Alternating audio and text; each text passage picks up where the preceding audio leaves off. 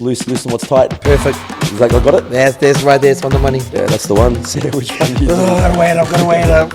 Table tennis. Love it. Sounds good already. But yeah, so you guys want to find out what we are renaming ourselves and all right, well, thanks for sharing your last episode about your origin story. Okay. That's all past us now. yeah. I would like to say that I realized what it was. I forgot to take my hay fever tablets, my loratadine, and Gotcha. So clogging up and being spring and all that sort of stuff. Yeah, smart. I'm good. Yeah. I'm good. Hopefully I can actually get my words out for this one. Yeah. Dude, that was tough. That was so tough. But I love it. So we've shared your story, we've shared my story, how the idea of G3 Narellan came about. Yep. Man, what about we kick into what's going on? This is the one, yeah. Aim for this one. Yeah. So we're really excited to talk about what our plans are for the gym. Actually, let's take a step back. Before we go to the plans for the gym, let's talk about the history first. You know, where G3 was, what you added to where it is now, and then I want you to drop the vision. Yep. That aha vision, then tell us what's coming. Yeah, Matt, done. We can do that. All right, so 4 years Feb is how long we up in the studio. Yep. 4 years ago Feb. When we came to the area,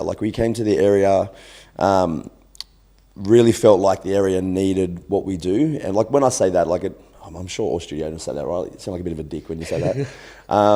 But what we really believe in is like our point of difference, definitely our strength training. Yep. We feel like our strength training is hard to replicate. Yep. And we're really confident in how much we can get done in our time frame. And we've kind of seen that with some of our results that our members have achieved, like across certain challenges when you really measure like metrics and stuff.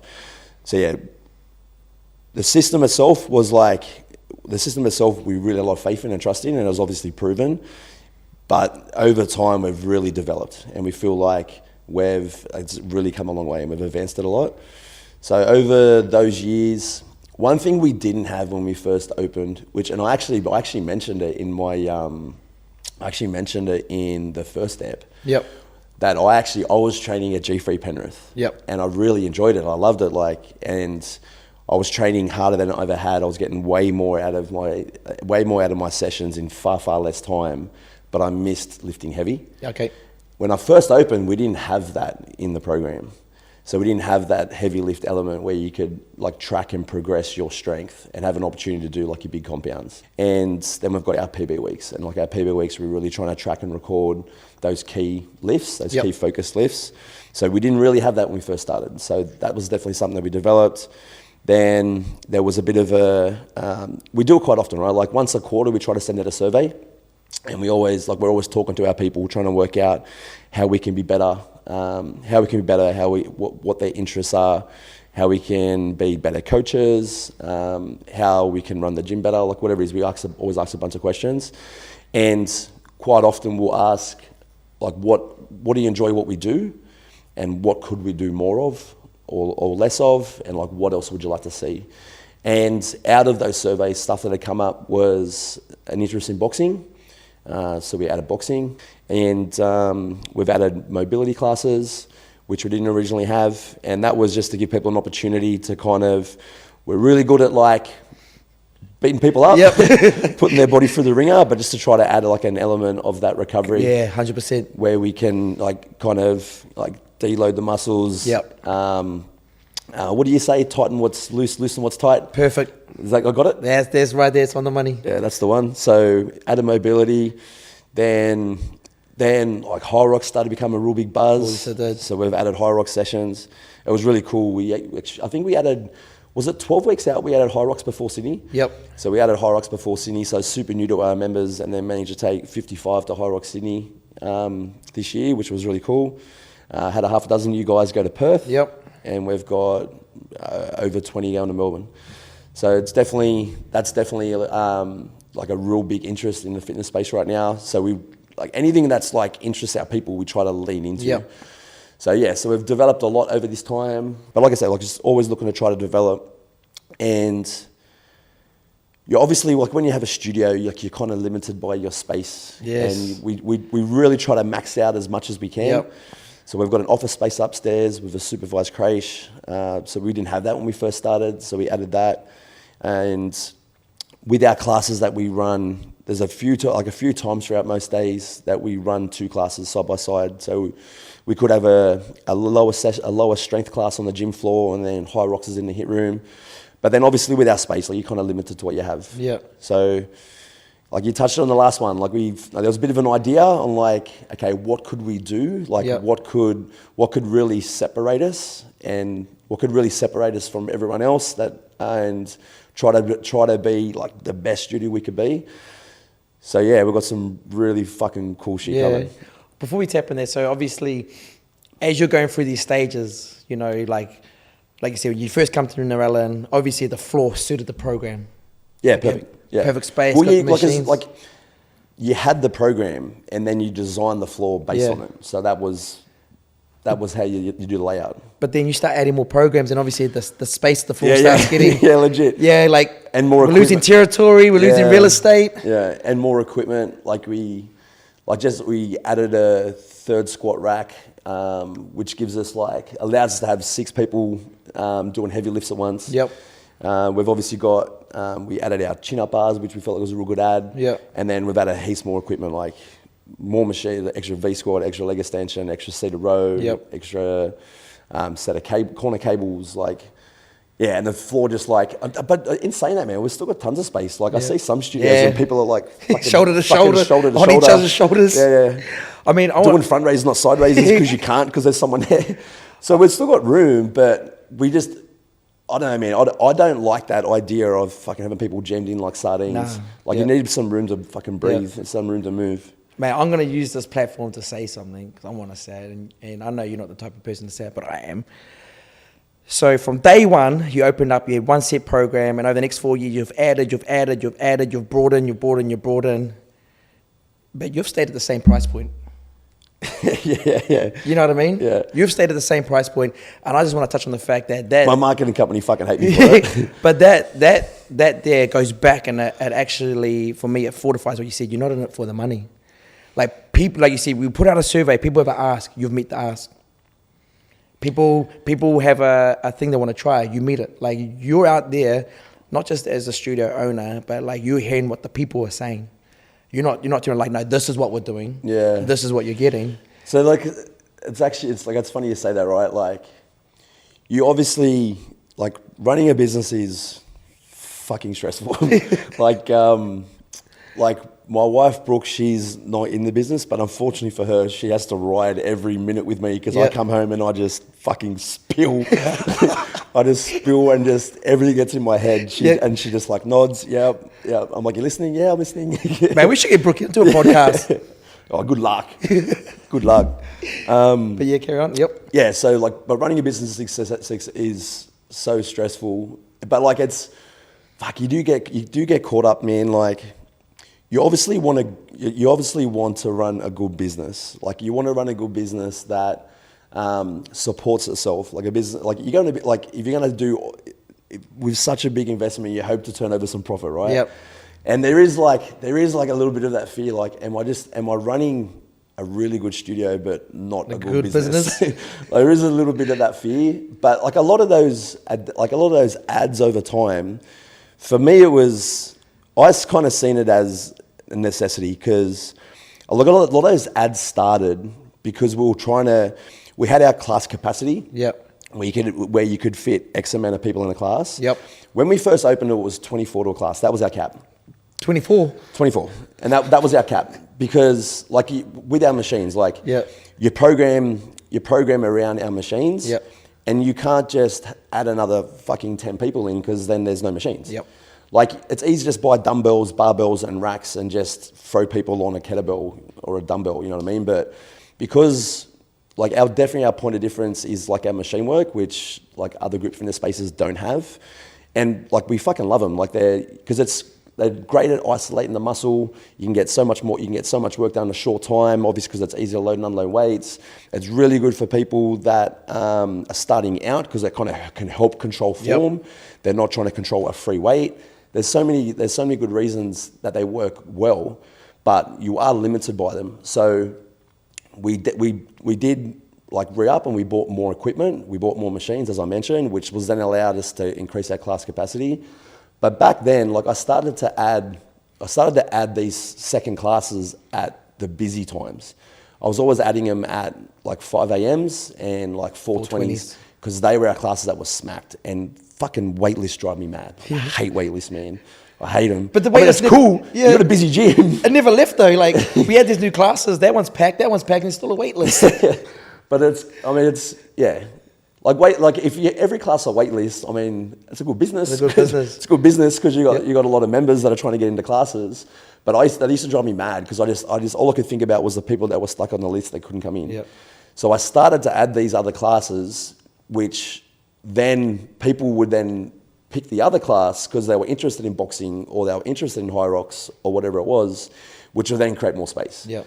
So that was why we started doing it. And yeah, it didn't make sense or feel right at that time to budge or move price. That's okay. That's okay. The reason why I asked that question is because as you've grown, as the business has moved forward, like you've got these small investments, and as I want to land on this point, like where we've kind of run out of small investments.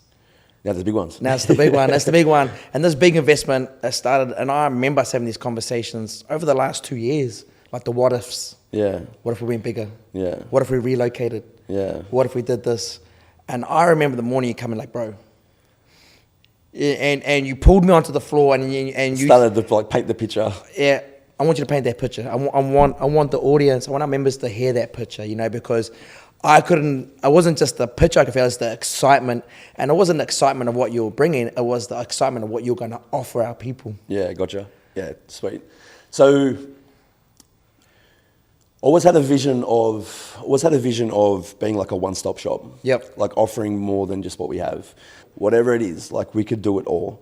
And I know a lot of like all these elements, they all complement each other. Yes. Like they don't have to work against each other. Like they definitely work well together. So yeah, it's trying to provide that space. And then obviously, like we mentioned, like we've got so much equipment, we've got so much shit on the floor, like we're limited with our current space. So I'd started to look at other properties. Yep. So I started to look around the area, and I couldn't find anything that ticked all the boxes. Like I couldn't find anything that obviously wanted more floor space, but then like with gyms, like parking's the biggest issue, and trying to find somewhere that like yes has some car parks, but like is street parking easy? Is there a fucking a truck factory next door that just filled the street up full of semi-trailers? You know what I mean? Like yep. There's some studios I've seen that like people have to park fucking 2 streets away, like 2K warm up, 2K warm up just to get to the gym. So like there's a lot of boxes you've got to tick, and man, like I was looking at it and just nothing really hit. And then I'm not even sure what made me like first think of it, but what we got to was I come in the studio and I'm like, hey man, I've got an idea. What do you think of this? And I took you to the gym floor and I said, can you picture, we have our strength program down here as it's laid out now. And then we've got a 180 square meter mezzanine over the entire gym floor. Yes, with a state-of-the-art conditioning facility upstairs. Yep. And we run both of those classes at once. And our goal is to run strength better than anyone and conditioning better than anyone. Yeah, 100%. That was the picture I painted. So with this floor going upstairs, like I want to what does the best conditioning look like? Like what do we need? What are we getting? What are you putting in? So like man, we want to lead. We've like so many people are really passionate about high rocks training. So we definitely want to have, like if you're coming in and you're doing a high rock session, you do not have to be a high rocks athlete. Mind you, a high rocks athlete can be fucking anyone. Exactly. Like literally anyone. We've seen. Yeah. I love that. That's what I love about it. Legit. Yep. It's a fitness race for all types, which is why it's so fucking cool, right? Yep. It's like an entry level fitness race where anyone can perform any of the movements. So we definitely want to lean super hard into that. We want to be the place to train in the area for high rocks. And like the high rocks conditioning, it'll really tie into our strength program as well. Like there will be days we'll more than likely be running 3 classes at once. Yep. We've strength downstairs and boxing and a conditioning class upstairs. Yep. Which that'd be, I mean, like you see it now, right? That's like, there. Yesterday afternoon, 4:20 classes packed. Yep. Whenever I see our smacked class now, all I can picture is like that class downstairs and then upstairs 100%, just as jammed. 100%. And like the vibe in that I fucking can't wait, man. Yeah. The vibe in that would be unreal. when we talk about high rocks coaching, our high rocks coach this year as a novice, first year racing. Yeah, dude's a stud. Like absolute stud. So our coach Philly, Philly came to us as like an endurance athlete. Yep. So he came to us he was an ultra marathon runner. He actually came to us training because he was trying to get Mads. Muscle, yeah. Well, he was trying to get Mads to train. So he was trying to get his daughter to train. So he came in just to be a training partner, and then she left and he left. Yeah. But yeah, Philly came in and just his body developed so quickly. Like he added that strength and power with the big engine that he had, and yeah, the dude's a freak. So he's competed in his 2 high rocks events so far, and got into the Worlds. Yeah, the man qualified for Worlds in High Rocks Perth, which was fucking unreal, man. So happy for him. We got 3 flags already at our gym. Or him, though. Or him. Or us. We need to add to that. Yeah, it's a team effort. Team effort. We got him there. He got the flag. And, and to have not just him on our coaching team, like we can name all our coaches and it's just not the bit of paper they bring, but it's the personality, it's the energy, it's the motivation. Yeah. They love it just as much as we love it. They are uniquely their own coach. Yeah. But I would say our coaches are an extension of you and I. And we try to do our best at like leaning into their strengths too. Yeah. Like I'll be the first to say that I'm not the best conditioning coach at our gym. I don't think I am. Like strength's my fucking jam, dude. Like I love that shit, and like I'm constantly like researching and developing on how that can be better. But I know that with some of the coaches that we've had, they're obsessed with conditioning. Yep. So they put just as much energy into that style of programming as I do in strength. So for me, I'm like, that's your jam. Like that's what you're good at. Then you take that and you run with it. Yeah. And I want to say it to anybody out there, if you really want to test our strength program, please come and test our strength program. Especially on a Monday. Yeah. we have a specific saying, leg day, like a G3 leg day. Come in on a Monday, test our strength program. Favorite day of the week. Yep. But that's what's like, we do feel like those, like they'll complement, especially for like a high rocks athlete. Yeah. And like I don't really want it to sound like you have to be doing high rocks to come and train with us. Like, exactly. Not the thing, man. Like the conditioning programming that we're looking at for upstairs, it'll suit anyone and everyone. Like you do not have to be an athlete to come and train with us. But for the people that is their jam, like that is what they're interested in, they'll get so much of that like endurance base and the skill stuff for the conditioning upstairs, but the strength endurance with our strength program downstairs, that's the fucking spice on top. That's the spice. Yeah. So if we look at it like this, so our strength program, that's already there. That's the foundation of it. We're going to have that. We're bringing in a conditioning program that we want to match with our strength program. Yeah. And I love what you're saying because I believe it too. We want to be the pinnacle. We don't want to be just another strength or another conditioning gym. We want people to say like, holy shit, that's where it's at. All our extra ads, if we're bringing in Pilates, boxing, all that, like it all complements one another. Yeah. Excuse me. Yeah, we want to set the standard. We do. We actually do. But with that, where we're heading isn't where we were. Yeah, no. Yeah, and so, like, you want to talk about it? Like, what have we gone through? There's a change we've gone through. There's something we've done, and we've involved our team. Like, we've involved our members. So when we started to think about like all these big developments and big changes coming, it started to feel like we've developed so much and we've so much more coming that I really wanted what's coming to be like ours. Yep. Like I wanted it to be like our identity. I wanted it to be like what's our fucking mission? Like who do we want to be? Yes. So we are rebranding. Yes. Yeah. Well, yes, we are. We are rebranding. Yes, we are. We're super excited about it. Yep. But like what we said, like it's not my gym. It's not our gym. It's our people's gym. Yep.